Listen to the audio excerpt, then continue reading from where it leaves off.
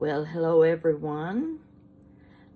First things first, we're going to get this subject of my critics out of the way, over and done with, no more discussion. I have read so many wonderful comments. I've read so much that my eyes are crossing.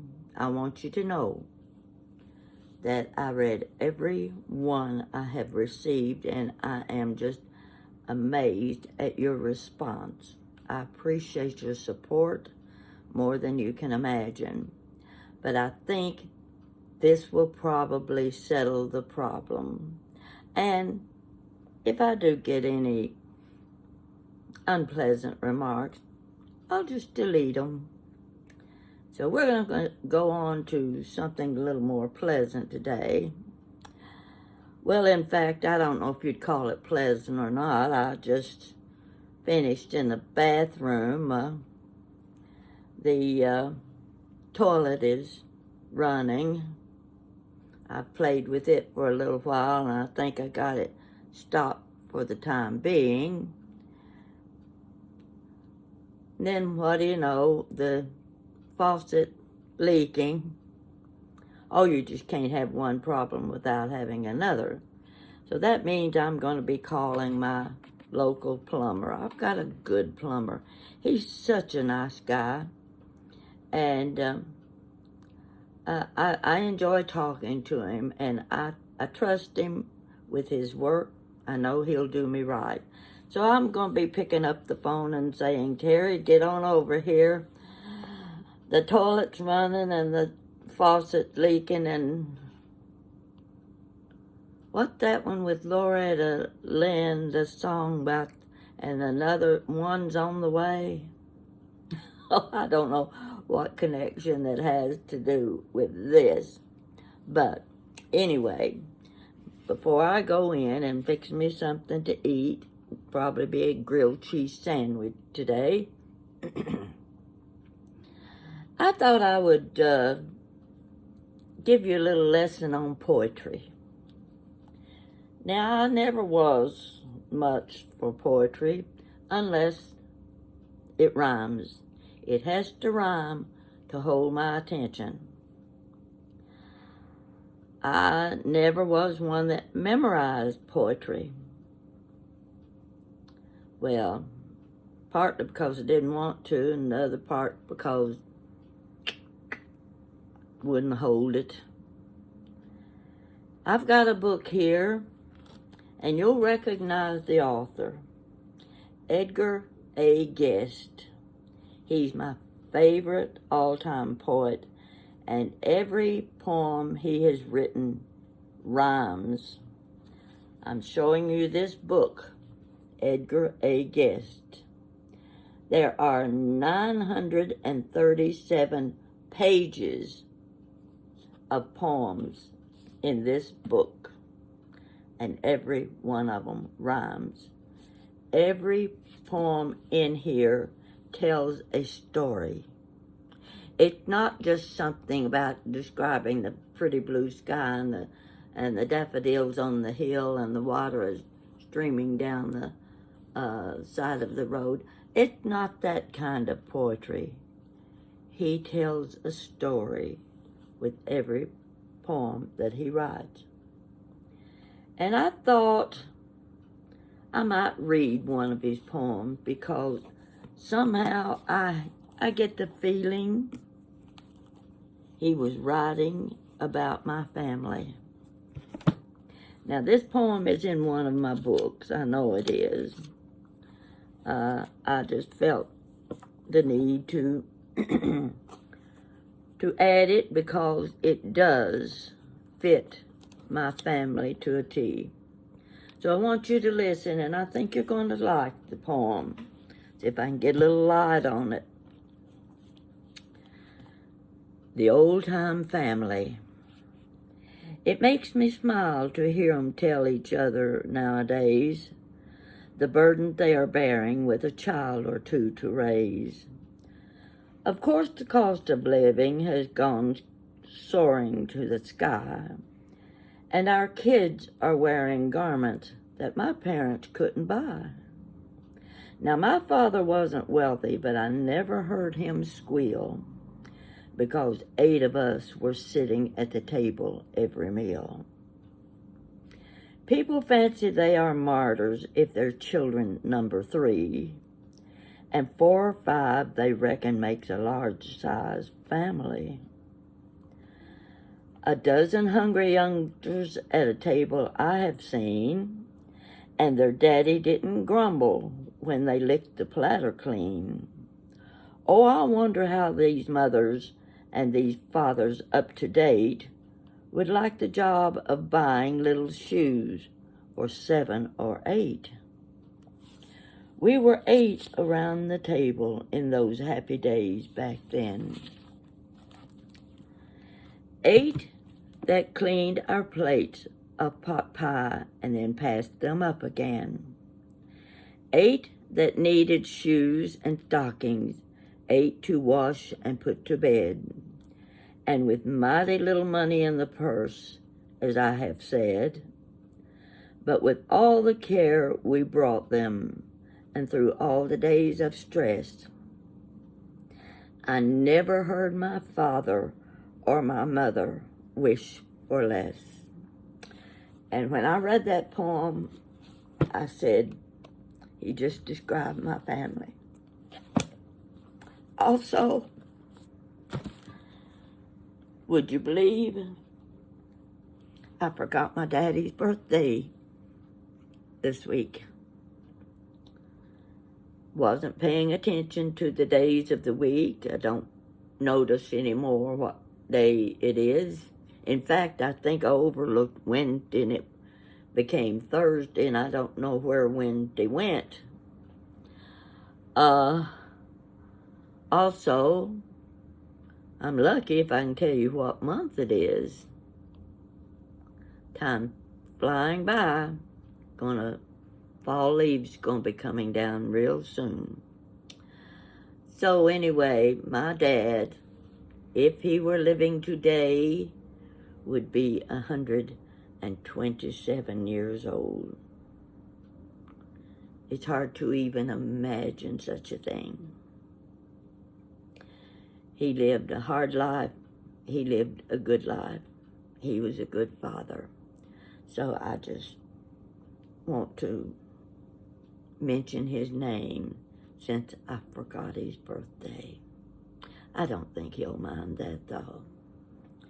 Now, still going to talk about poetry. This is something I thought of the other day. When I was a little girl, I was in the 5th grade. I was one of those that would get up before the class and I would recite a poem or read a poem. I only memorized one in my whole life, and this is the one I'm going to read to you next. There was a little girl in the class. She was one of those that wore the little black patent leather baby doll shoes to school. She wore the dress that had the ruffled pinafore over it. She had long blonde curls.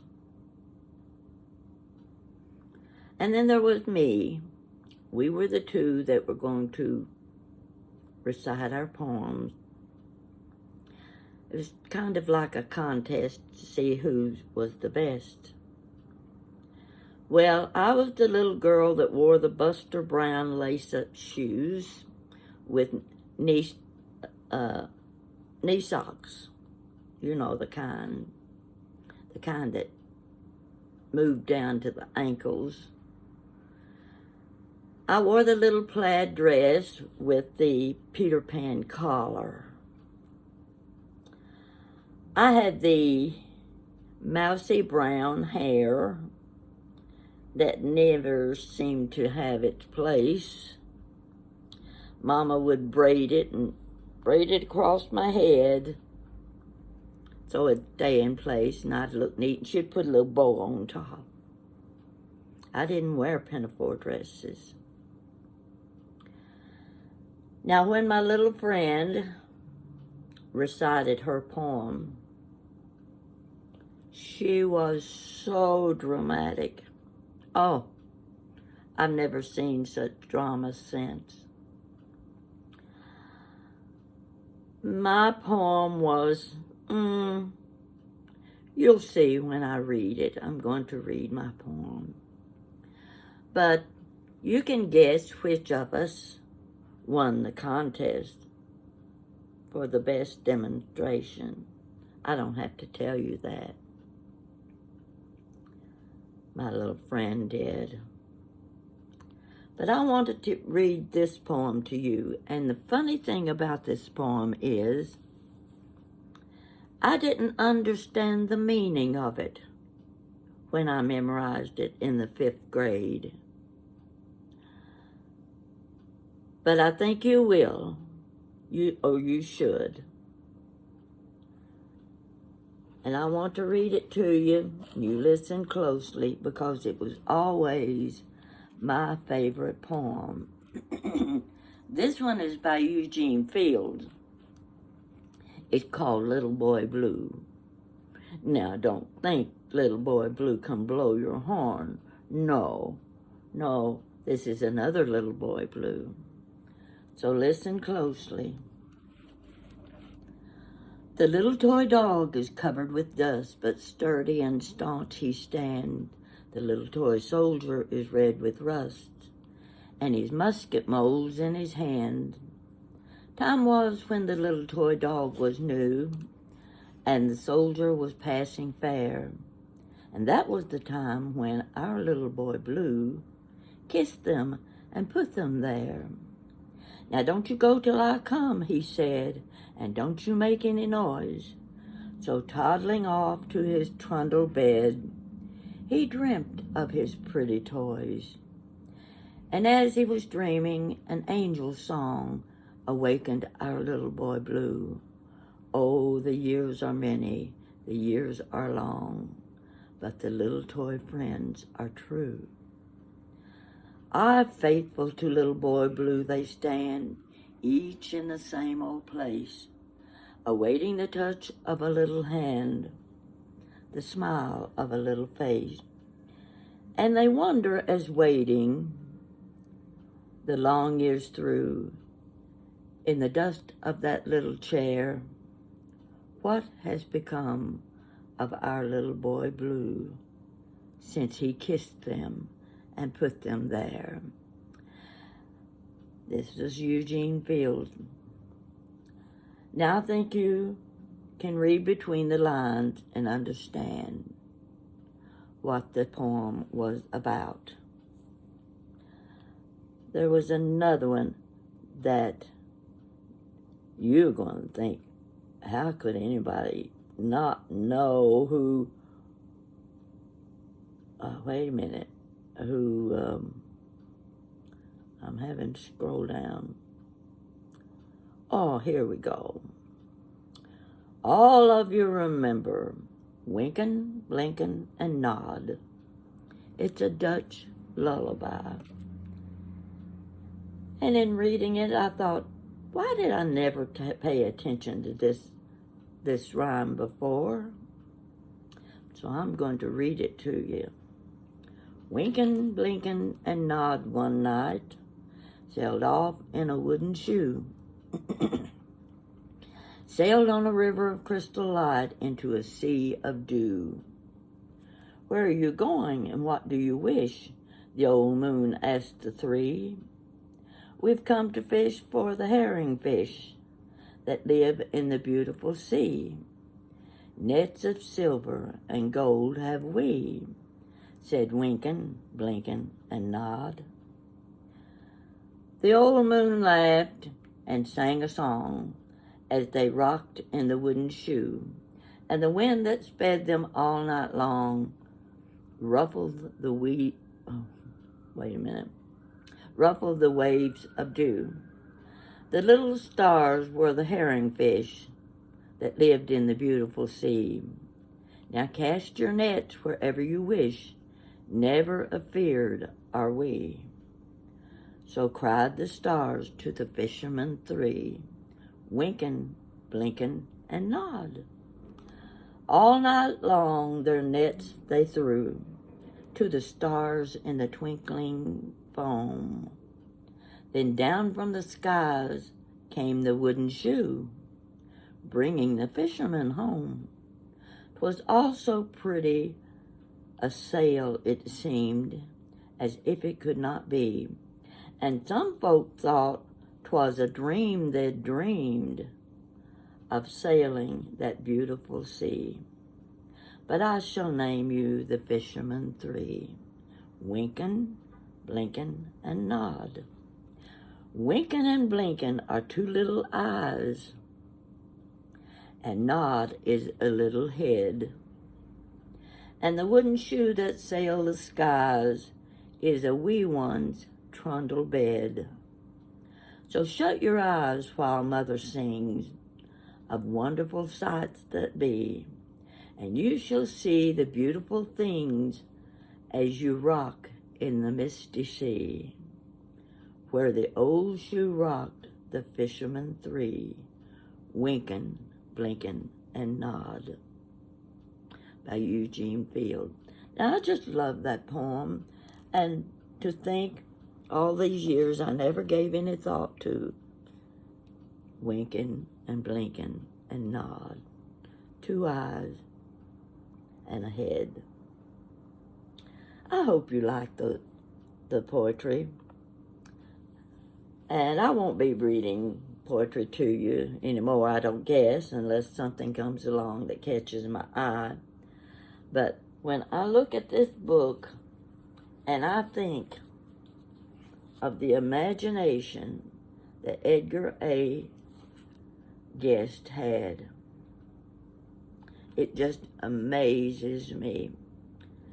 937 pages of poetry in this one book, and this is not all that he wrote.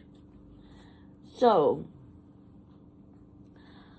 I just brought that out today because I've been thinking about the only poem I ever memorized in my whole life, except for one little portion of the, let me think, I can't even think of the poem, pages and pages and pages. Well, I'll bring it back to you the next time I come on when the mind is working. And don't laugh at me because I can't remember. The Ancient Mariner, that was it. Did you study The Ancient Mariner in school? Oh, my goodness gracious. Well, look it up. It's a very long story, but it's a rhyme. And the funny thing about this rhyme is we had to memorize a portion of it. And the only portion that I can remember that stuck with me was first told to us by our English teacher. She was from North Carolina, and let me tell you, that lady had the southern drawl. And when she started reciting the rhyme of the Ancient Mariner, this is how she went. Water, water, everywhere, and all the board did shrink. Water, water, everywhere, and not a drop to drink. Out of that whole rhyme, those are the lines I memorized. So now you know I've memorized 2 things in my lifetime. I hope you've enjoyed this. I went to a high school class reunion, and of course, I sat at the table with one of my classmates. She was the valedictorian, and she always told us, each time we had a class reunion, she always reminded us that she was the valedictorian, as if we didn't already know. And we mentioned the Ancient Mariner, and she says, I remember The Ancient Mariner. I memorized the whole thing. We're talking about 6 or 8 pages of rhyme. And I said, why did you memorize the whole thing? And she said, because I could get extra credit if I memorized it. And I said, how much extra credit does the valedictorian need? And she just laughed. She laughed. So I said, honey, how many chances have you had through all these years to stand before a group of people and recite the Ancient Mariner? She laughed again.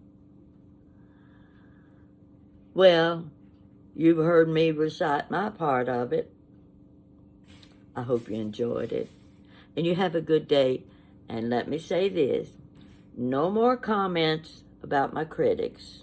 We're not going to discuss that anymore because I'm nearly blind from reading all of your responses. Not that I don't appreciate them, but I think we're going to clear that situation up, and we won't be bothered with that anymore. From now on, it's going to be good thoughts, pleasant thoughts, and expression for one another. Because what you've done for me, you've given me a new life. When you get old, you get forgotten. Don't think it won't happen to you. It will. You lose your friends, you lose your family. You don't have much left. You can read a lot if your eyes still work for you. You can watch television if you can find anything good to watch. I stick with old movies, 40s and 50s movies. If I watch TV, I might check in to see what the weather report is for the night. Other than that, it's gone to the sideline. I don't read a lot. Never did read a lot. I'm what you call a doer. I've got a hands-on person. I've got to be working with something. I have to have projects. I've had a lot of projects in my lifetime. But when you turn 87, there aren't many projects that interest anyone. I've made pillows on top of pillows for my children. One lady had me making 22 throw pillows for her bedrooms and her living room. I finally just reached the point. I said, no more pillows. I can't come up with any more ideas for decorating the pillows.